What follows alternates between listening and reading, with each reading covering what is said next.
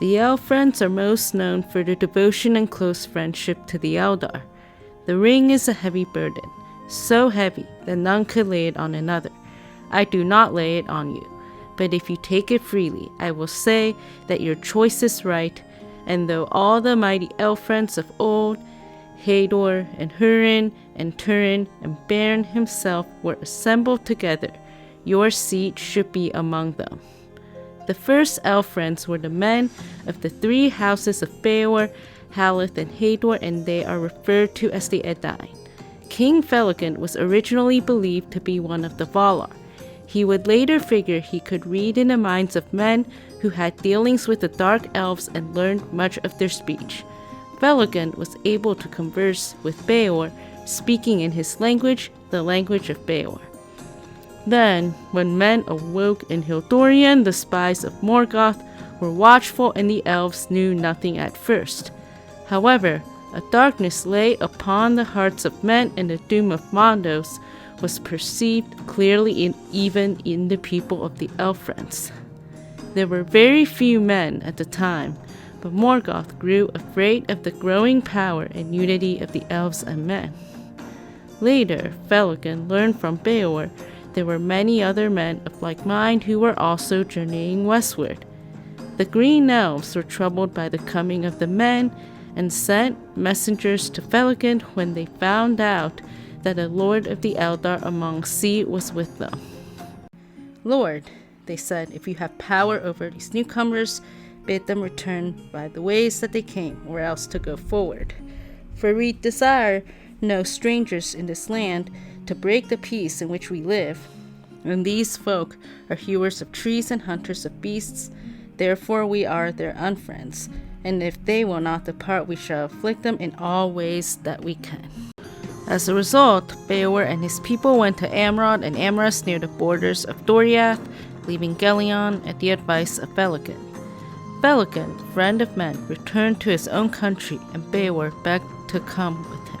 Felagund sent messengers as the king of all Nodor sent messengers to the men and other elves, and they went to Estalad in order to see the Edain. Now the Eldar were beyond all other people skilled in tongues, and Felagund discovered also that he could read in the minds of men such thoughts as they wished to reveal in speech, so that their words were easily interpreted. It is said also that these men had long had dealings with the Dark Elves east of the mountains, and from them had learned much of their speech, and since all the languages of the Quendi were of one origin, the language of Bëor and his folk resembled the elven tongue in many words and devices.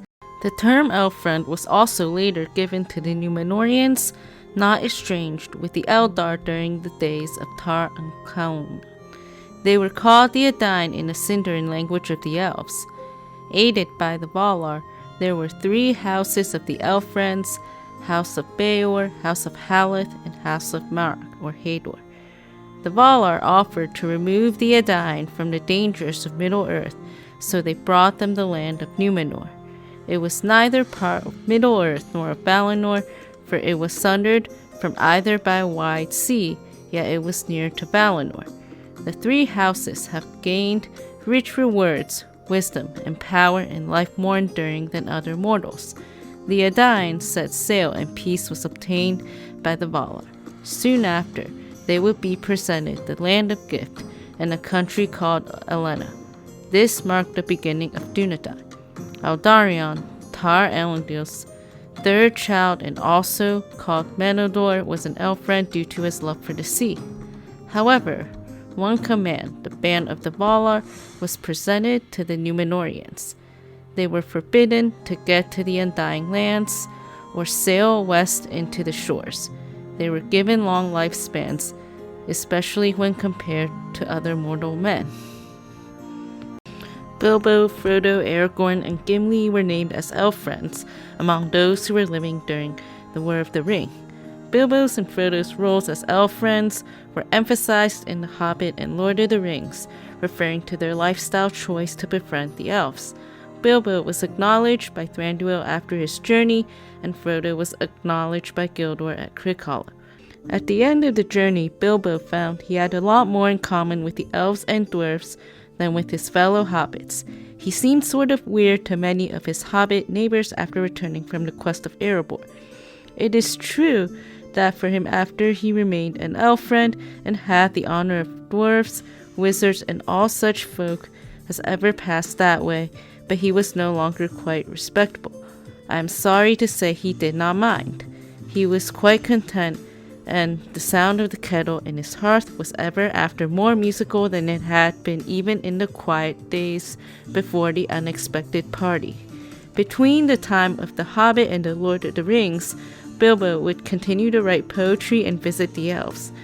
He would later spend his remaining days after his 11th birthday in Elrond's home in Rivendell. Frodo was acknowledged by Gildor and Crickhollow, who had also known Bilbo. I name you elf friend, and may the stars shine upon the end of your road. Seldom have we had such delight in strangers, and it is fair to hear words of the ancient speech from the lips of other wanderers in the world. Much like Bilbo, Frodo also had a lot more in common with the elves than with the hobbits. Gildor notices his connection with the elves, having picked up the languages. Frodo would later have a prophetic dream of a tower near the sea at the Grey Havens, though it can also be, in my opinion, similar to the description of Númenor, where a harbor and tower was described. After this, the hobbits go over to the house of Tom Bombadil, and Frodo has a vision of the Blessed Realm. There, Frodo also seems set apart in that he has a mental bridge between mortal and immortal worlds, and would be noticed by Elrond as such in the Council of Elrond.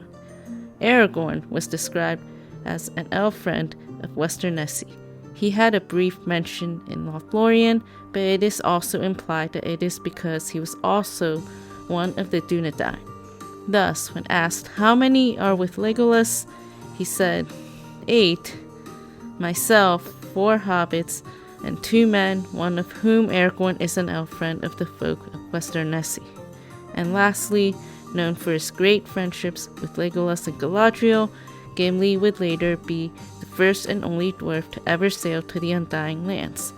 Gimli was named elf friend because of the great love that grew between him and Legolas, son of King Thranduil, and because of his reverence for the Lady Galadriel.